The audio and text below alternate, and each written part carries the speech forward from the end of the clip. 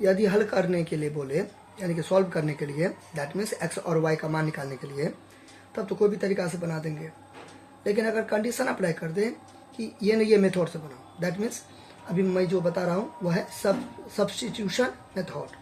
Substitution method यानी कि प्रतिस्थापन विधि। इसका मतलब क्या होता है, एक को हटा के, ठीक है, उसके जगह पर कोई चीज रख देना। ठीक है, मान लीजिए ये मैंने कलम रखा, यहाँ पर इस जगह पे मैंने कलम रखा, ठीक है। अभी सब्स्टिट्यूशन करने का मतलब क्या हो गया, इस कलम को मैंने हटा के इसके जगह पर ये रख दिया, ये हो गया सब्स्टिट्यूशन। ठीक है, मान लीजिए कोई टीचर है, ठीक, तो कोई टीचर हैं तो वो रिटायर होंगे, ठीक है, तो उस स्कूल में, ठीक है, उनके जगह पर कुछ मतलब उनके जगह पर कोई अदर टीचर को हायर करेंगे ना, ठीक है, तो वो क्या हो गया, सब्स्टिट्यूशन हो गया। यानी कि एक को हटा के, जैसे कि मान लीजिए कोई भी पद है, तो वो पद पर जिंदगी भर आदमी थोड़ी रहेगा, मतलब रिटायर होगा ना, तो वो जो रिटायरमेंट होगा तो वो पद तो खाली हो जाएगा, खाली होगा, उस पद पर तो दूसरा आदमी होगा ना, ठीक है, कार्यभार संभालेगा ना, तो वही है। ठीक है, सब्स्टिट्यूशन का मतलब होता है एक को हटा के दूसरा रख देना कोई भी चीज़ को। बात समझे ना, तो इससे तो इसको कैसे बनाएंगे, तो चलिए इसको सॉल्व करते हैं। सबसे पहले मैं उतार लूँगा ऊपर का उतार लूँगा, ठीक, ऊपर का उतार लूँगा, इसको मैं कुछ मान लूँगा, कुछ भी मान सकते हैं, मैं इक्वेशन 1 मान लूँगा। क्लियर है, तो नीचे का उतार लूँगा, देखिए नीचे ऐसे लिखा है ना, इसको मैं ऐसे लिख दूँगा, कोई दिक्कत नहीं है। अब ये सेम टू सेम भी उतार सकते हैं, ठीक है। तो मैं क्या करूँगा, ये प्लस है ना, उधर दे दूँगा, ठीक है, प्लस बराबर के इधर चला गया तो माइनस है। अब 10th के स्टूडेंट है तो ये सब आना चाहिए, ठीक है, ये तो जूनियर क्लासेस से पढ़ते आ रहे हैं कि प्लस इधर जाता है तो माइनस हो जाता है, माइनस इधर जाता है तो प्लस आ जाता है, तो कम से कम ये सब चीज़ आना चाहिए। और ज़्यादा से ज़्यादा तो मतलब देखिए ज़्यादा का तो कोई अंत नहीं है, लेकिन कम से कम में बेसिक नॉलेज आपको रहना चाहिए, ठीक, कम से कम की मैं बात कर रहा कि बेसिक नॉलेज आपको रहना चाहिए, ज़्यादा का तो कोई अंत नहीं, अथाह है, ठीक। तो ये हो गया, मतलब ये दोनों एक ही है, ठीक है, ये दोनों एक ही है, ये वाला एक है। इसको आप ऐसे करके उतारेंगे तो फिर उसके नीचे में ये स्टेप देवे करेंगे, मैंने स्किप कर दिया, तो ये और ये लेन एक ही है, ठीक। तो प्लस से इधर जाएगा तो माइनस, माइनस से इधर जाएगा तो प्लस, एक ही बात है। प्लस से इधर जाएगा तो माइनस, माइनस से इधर जाएगा तो प्लस। इसको मैं कुछ मान लूँगा, समीकरण 2 मान लूँगा। यहाँ तो कोई दिक्कत, यहाँ तो कोई दिक्कत, अच्छा क्लियर। अब यहाँ पे सब्स्टिट्यूटिंग मेथड में, यानी कि सब्स्टिट्यूशन मेथड में क्या करेंगे, यहाँ पे सबसे पहले कोई चुन लेंगे कोई समीकरण को, या तो इसको या तो इसको। तो आपका होमवर्क क्या हो गया, मान लीजिए मैं अभी एक ले रहा हूँ, तो आपका होमवर्क हो गया कि आप मतलब 2% करके बनाओगे, मैं 2 लूँगा तो आप 1% करके बनाओगे। ऐसे मान लीजिए मैं 1 ले रहा हूँ, ठीक, तो यहाँ पे लिखेंगे फ्रॉम इक्वेशन 1। तो मैंने क्या लिखा, फ्रॉम इक्वेशन 1, आपको क्या लिखना है, फ्रॉम इक्वेशन 2, आप क्योंकि आप 2 पर बनाओगे तब ना कंसेप्ट क्लियर होगा, ठीक है। और मतलब प्रैक्टिस का चीज़ है, प्रैक्टिस मेक्स मैन परफेक्ट, ठीक। तो फ्रॉम इक्वेशन 1 लेंगे, तो 1 यहाँ है, ये यहाँ पे ऐसे करके उतार देंगे, ठीक। तो मैंने ये इक्वेशन क्या ले लिया, ले लिया। अब यहाँ पे क्या करते हैं, दोनों में से कोई ले सकते हैं, ठीक।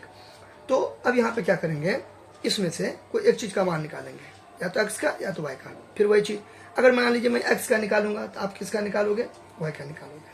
अगर मान लीजिए मैं y का निकालूंगा तो आप किसका निकालोगे, x का निकालोगे। बात समझ गए ना। चलिए, तो मान लीजिए मैं y का निकालता हूँ, तो y का निकालूंगा, कैसे निकालूंगा, y निकालूंगा, इधर रहेगा, प्लस है, प्लस छुपा हुआ नहीं भी देंगे तो चलेगा। फिर यहाँ पे 7 हो गया, यहाँ पे प्लस है छुपा हुआ, प्लस इधर जाएगा तो कितना हो जाएगा, -2x। क्लियर, ये मैंने ऐसे करके यहाँ पर निकाल लिया।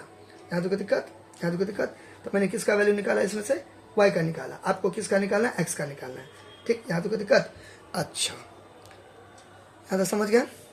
अब यहाँ पे आगे, अब यहाँ पे लिखेंगे नाउ सब्स्टिट्यूटिंग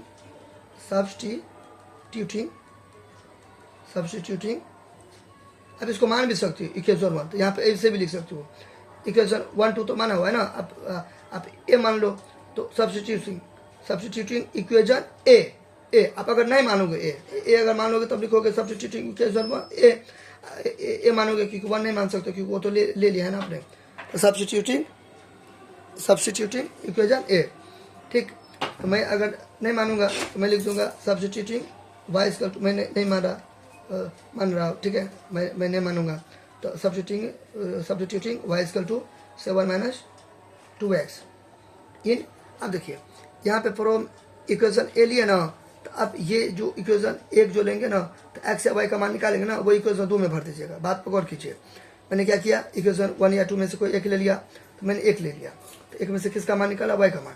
अब ये वाई का मान क्या करेंगे, 2 में भर देंगे।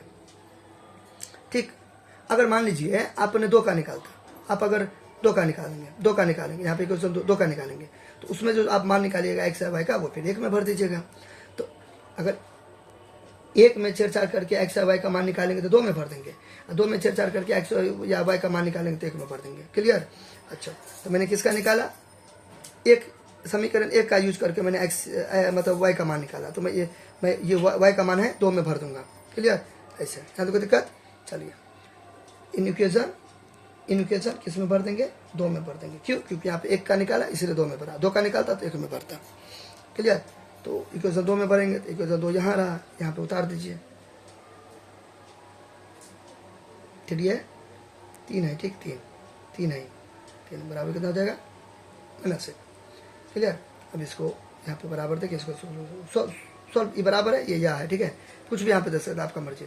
इसको सॉल्व कर देंगे, 4x को तो वही रहने देंगे, -3, दोनों के बीच में कुछ नहीं है तो क्या है, गुना है, यहाँ पे क्या दे देंगे, गुना।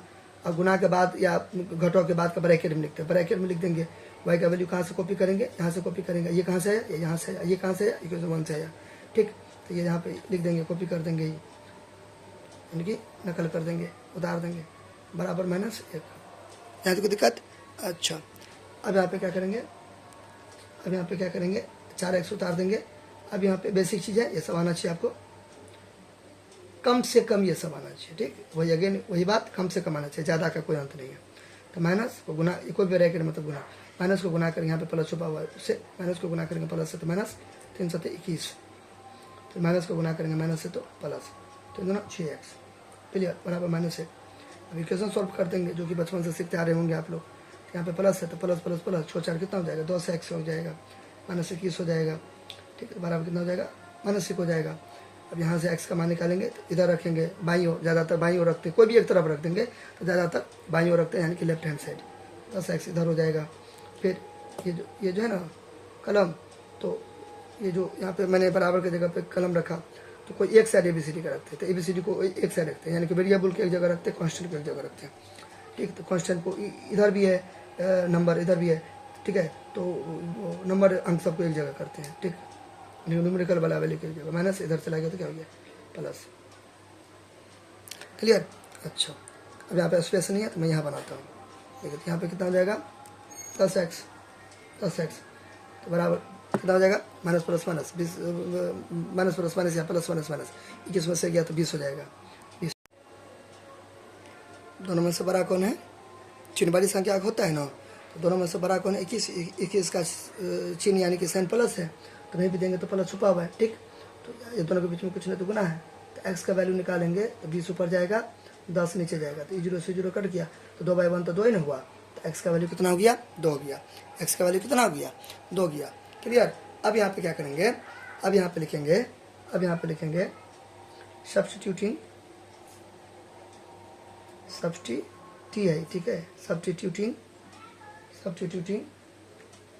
x इक्वल टू, फिर वही बात देखिए, यहाँ पे आप कुछ a मान सकते तो नहीं माने, ये वाला स्टेटमेंट लिखे ना, ठीक है, और यहाँ पे अभी आप मान सकते हो b, तो अब यहाँ पे लिखेंगे सब्स्टिट्यूटिंग इक्वेशन b, आप नहीं मानोगे इसलिए मैंने लिखा पूरा, अब तो इतना घासना नहीं है। ठीक है, सब्स्टिट्यूटिंग x इक्वल टू 2, ठीक है,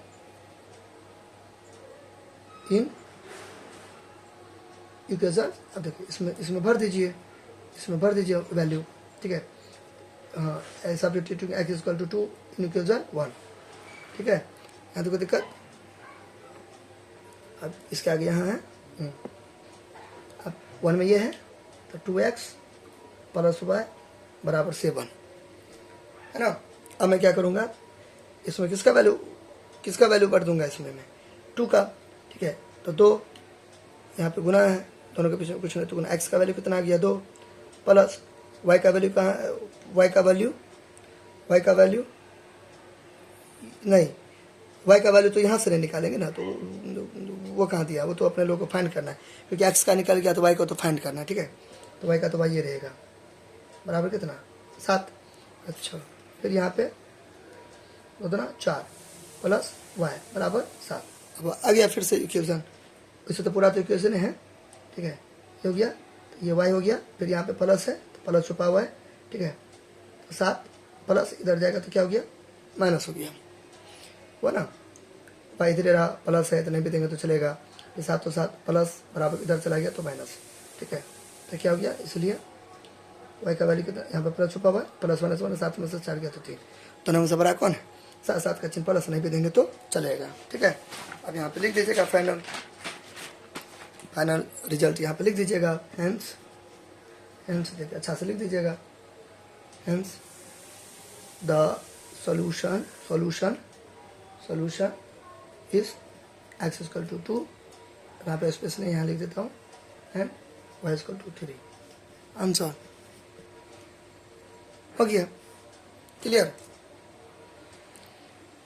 इस तरह के सवाल को बोलते हैं लीनियर इक्वेशन इन 2 वेरिएबल्स, ठीक है, 2 चर वाले रैखिक समीकरण युग्म, क्या बोलते हैं, इस टाइप के सवाल को क्या बोलते हैं, इस टाइप के सवाल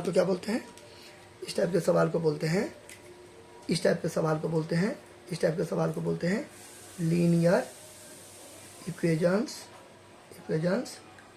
इन 2